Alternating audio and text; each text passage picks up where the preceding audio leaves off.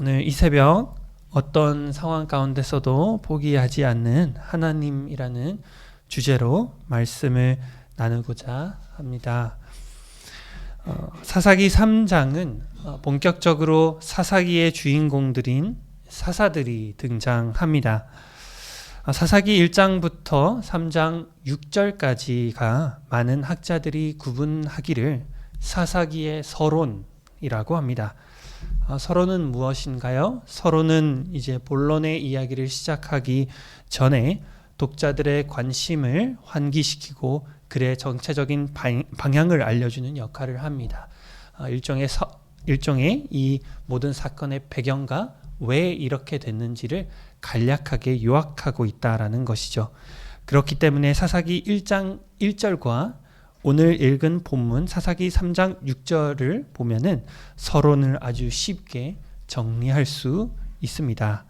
사사기 1장 1절을 보시면 여호수아가 죽고 난 후에라는 설명을 하고 있습니다.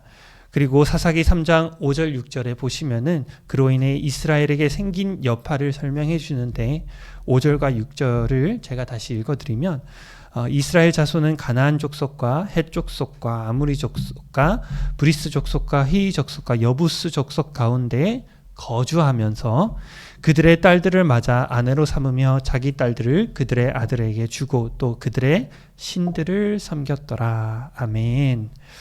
정리하면 이렇습니다. 여호수아와 이스라엘 백성이 가나안 땅에 이렇게 전쟁을 일으키고 그들을 처음에 승기를 잡은 것입니다. 그들을 몰아내고 가나안 땅에 잘 정착하게 되었는데 완벽하게 밀어낸 것은 아니고 초반에 아주 강한 승기를 잡았다는 것을 볼 수 있습니다. 그러나 그들이 여호수아가 죽고 난 후에 그 땅에 살아가면서 그들을 몰아내기보다는 그들과 공존을 선택하였고 결국 오늘 본문 말씀에 나오는 것처럼 그들의 자녀들과 자신들의 자녀들을 결혼시키고 혼합시키고 또 그들의 신들을 섬기기 시작하면서 우상 숭배를 시작하였다라는 것입니다.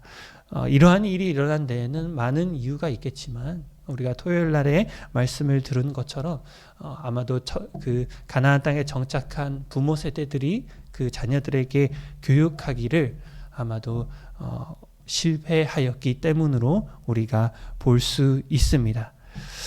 이러한 이스라엘 백성들의 행동은 다음과 같은 매우 위험한 상태에 있음을 오늘 사사기 3장 1절부터 6절은 말해주고 있는데 무엇이냐면 신명기 28장에는 이스라엘 백성들이 하나님 말씀을 따르지 않았을 경우에 일어나는 저주들에 대한 모든 리스트들이 나옵니다. 이러이러한 나쁜 일들이 너희들에게 임할 것이다. 그러면서 28장 15절에 경고하는데 내가 만일 내 하나님 여호와의 말씀을 순종하지 아니하여 내가 오늘 내게 명령하는 그 모든 명령과 규례를 지켜 행하지 아니하면 이 모든 저주가 내게 임하며 내게 이를 것이니라 이렇게 말하고 있습니다. 이렇게 상황을 설명하면서 사사기의 저자는 지금 이스라엘 백성들이 심각한 상태에 있다는 것을 다시 한번 강조하면서 오늘 본문에 드디어 사사들을 등장시키고 있는 것입니다. 오늘 우리가 다루고 있는 이 사사기 3장 전체에는 우리가 읽지 않았지만 총 3명의 사사가 등장합니다. 우리가 읽었던 온니엘이라는 사사가 등장하고요. 그 외에도 에훗이라는 사사가 등장합니다. 또 삼갈이라고 하는 사사도 등장합니다. 이들은 각각 메소보다미아 그리고 모압 족속 그리고 블레셋을 상대로 전쟁을 일으키고 승리하고 이스라엘 백성들을 이끌었던 사사들입니다. 이러한 사사들의 등장에는 일종한 한 패턴이 이런 순환적으로 등장하는 이런 패턴이 등장하는데 7절과 8절을 보시면 이스라엘 자손들이 여호와를 잊어버리고 바알과 아세라 우상을 섬겼다라고 우리에게 설명하고 있습니다. 그래서 하나님께서 이들에게 벌을 내리기 위해서 이방의 왕을 이용하여 벌을 내리고 계십니다. 그 대표적인 게 바로 오늘 우리가 말씀에 읽었던 메소포타미아의 구산 리사다임이라고 하는 왕입니다.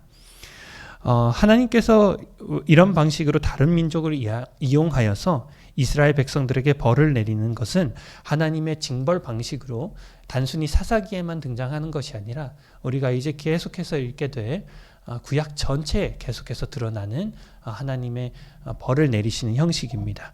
하나님께서 이런 방식으로 벌을 내리는 이유는 사사기 오늘 읽었던 본문의 1절부터 4절에서 설명하듯이 아무것도 모르는 이 백성들에게 가르쳐 주기 위해서다라고 되어 있습니다. 즉 이들이 하나님을 잊어버리기 시작하면 하나님께서는 이방 민족을 이용하여서 그들을 가르치시고 훈육시키고 있다라는 것이죠. 이스라엘 백성들은 그럴 때마다 하나님께서 자신들을 버리신 게 아닌가라는 두려움 속에서 다시 하나님을 찾고 하나님께 나와서 부르짖습니다. 그러면서 9절에 보시면 하나님께서는 그 부르짖는 이스라엘들을 다시 불쌍하게 여기셔서 그들을 용서해 주시고 그들을 구원해 주시는 것이죠. 그래서 이 계속되는 이 반복되는 순환을 정리해 보자면 이스라엘 민족들이 하나님을 잊어버리고 하나님 앞에 불순종해서 이방신을 섬기면 하나님께서 그들에게 벌을 내립니다. 그럼 하나님께 벌을 받은 이 이스라엘 민족들은 또 하나님께 찾아갑니다. 회개를 하는 거죠. 그럼 하나님은 또 그들을 불쌍히 여기셔서 용서해 주시고 그들에게 사사를 보내십니다. 이렇게 해서 죄, 벌, 회개, 용서 이 네 가지가 계속해서 등장하고 나타나는 것이 이 사사기의 특징입니다. 그리고 크게 보면은 이 사사기뿐만이 아니라 구약의 역사서에 계속해서 등장하는 일종의 이스라엘 백성들에게 나타나는 안 좋은 습관인 것이죠. 하나님도 인내심이 정말 대단한 분이시라는 것을 이 이스라엘 백성을 통해서 우리는 알 수 있는 거죠. 똑같이 하나님을 잊어버리고 죄의 벌을 받지만 또 하나님께 나와서 용서를 구하면 하나님은 또 용서해 주시고 또 계속해서 죄를 짓고 벌을 받으면 또 하나님께 와서 용서를 구하고 또 하나님께서는 그들을 용서해 주시고 구원자나 그 상황에 맞게 그들을 구원해 주신다라는 것이죠. 그런데 이러한 계속해서 반복되는 이러한 순환이 단순히 우리가 성경에서 읽는 이스라엘 백성들에게만 적용되는 것이 아니라 오늘날 우리의 삶에서도 이러한 이스라엘 모습들 속에 우리의 모습을 발견하게 되지 않는지 우리가 조심해야 된다라는 것입니다. 우리가 세상 속에서 살아가면서 우리가 욕심으로 인해 우리 마음속에 혹시나 죄를 짓지 않을지 항상 우리 스스로를 경계하면서 살아가야 합니다. 그러나 하나님 앞에 우리가 나와서 또 회개하고 하나님께서는 용서해 주시고 시간이 지나면 또 하나님의 은혜를 우리가 또 잊어버리며 또 하나님 앞에 나오고 또 하나님께 용서를 구하고 그러고 있는지 않은지 우리 스스로를 뒤돌아 봐야 한다라는 것이죠. 이렇게 죄를 짓고 살아가는 모습이 이스라엘 백성과 우리의 비슷한 모습처럼 보이지만 이 구약에 나타나는 이스라엘 백성들과 우리 가운데 한 가지 큰 차이점이 존재합니다. 여기서 한 가지 은혜로운 소식, 복음의 소식이 우리에게 있는데 이 사사기에 나오는 이스라엘 백성들과 우리의 차이점은 바로 이스라엘 백성들은 사사를 기다려야만 했습니다. 그들이 벌을 받을 동안에 오랜 시간 동안 하나님의 구원을 기다려야 했지만 우리에게는 즉각적으로 사사를 기다릴 필요 없이 하나님께 바로 나아가서 용서를 구하고 용서를 받고 또 죄사함을 받을 수 있는 예수 그리스도를 우리 가운데 주셨다라는 것입니다.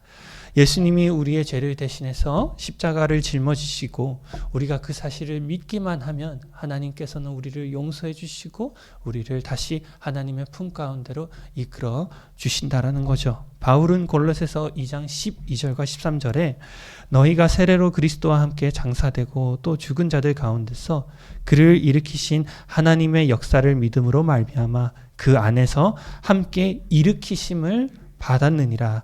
또 범죄와 육체의 무할례로 죽었던 너희를 하나님이 그와 함께 살리시고 우리의 모든 죄를 사하시고 이렇게 증언하고 있습니다. 사랑하는 성도 여러분, 오늘 말씀에서 사사들이 등장하는 배경과 이유에 대해서 우리는 보았습니다. 하나님께서 하나님을 잊어버린 이들에게 벌을 내리시고 다시 하나님을 찾기 위해서 그들에게 벌을 내리시고 또 그들이 다시 하나님을 찾고 하나님께서는 그들을 용서해 주시고 이러한 모습들이 계속 반복적으로 드러난다는 것 또한 우리가 오늘 말씀을 통해서 알게 되었습니다. 그러나 중요한 것은 이스라엘 백성들이 이런 반복된 죄를 짓는 것보다 더 중요한 것은 이러한 과정 속에서도 끝까지 이스라엘을 포기하지 않으시고 있다라는 사실입니다. 우리가 하나님의 은혜를 보게 되는 것이죠. 그런데 이들에게는 예수님이 아직까지 드러나지 않았습니다. 오늘날을 살아가는 우리에게는 예수님이 있습니다. 우리가 이렇게 살다 보면 실수할 수 있습니다. 죄를 지을 수 있습니다. 그러나 하나님께서는 우리를 포기하지 않으신다라는 것입니다. 우리가 예수 그리스도께 나아오고 하나님께 기도하고 하나님께 나아와서 하나님께 기도한다면 하나님께서는 언제든 우리를 품어주시고 우리를 아껴주시고 또한 우리뿐만이 아니라 우리의 가정과 우리의 자녀들에게도 그 복의 복과 지혜와 은혜를 이어가 주시고 또 보내주신다라는 것을 우리는 기억해야 합니다. 그래서 하나님이 우리에게 베풀어 주신 이 자비의 손길이신 예수 그리스도를 따라 살아가는 사람들이 되기를 소망합니다. 오늘 이 아침 이 사사기에 나왔던 이스라엘 백성들처럼 우리가 하나님을 예수 그리스도를 잊으며 살아가는 사람들이 되지 않게 해달라고 기도하면 좋겠습니다. 그리고 우리가 하나님을 잊지 않고 하나님께 나아가는 삶을 살아감으로 우리뿐만이 아니라 우리의 자녀들과 우리 주변 사람들에게도 이 은혜와 축복이 이어질 수 있는 축복의 통로들이 되는 삶을 살아가시는 우리 귀한 성도님들 되시기를 간절히 소망합니다. 기도하겠습니다. 사랑과 은혜가 많으신 하나님 아버지, 오늘 사사들이 본격적으로 등장하는 그 이유와 배경들, 그리고 사사들이 등장하게 되면서도 반복적으로 이스라엘 백성들이 짓게 되는 아버지 하나님 이 행동들을 우리가 나누었습니다. 그럼에도 불구하고 하나님께서는 오늘 본문에서처럼 운니엘, 에훗, 그리고 또 삼갈이라고 하는 사사들을 보내주시고 계속해서 오늘 이 사사기의 이야기들을 통해서 이스라엘의 구원자들을 보내주신다는 것을 우리가 알았습니다. 우리가 일상 속에 살아가면서도 하나님 아버지를 가끔 잊으며 또 실수하고 넘어질 때가 있습니다. 그러나 우리가 그럴 때마다 하나님을 잊어버리지 않고 다시금 주님께 나아와 기도하며 다시 일어나는 삶을 살아갈 수 있게 도와주시옵소서. 하나님께 나아가는 삶을 살아갈 수 있게 도와주시옵소서. 그래서 우리의 삶 가운데 아버지 하나님의 은혜와 성령의 충만함이 임하여서 우리뿐만이 아니라 우리 자녀들과 주변 사람들에게도 그 영향을 끼치며 살아가는 귀한 주님의 권속들이 될 수 있는 우리 모든 금호교회 성도님들 될 수 있게 주님께서 도와주시고 함께하여 주시고 성령의 충만한 부어 주시옵소서. 이 모든 말씀 살아계신 우리 구주 예수 그리스도의 이름으로 기도하옵나이다. 아멘.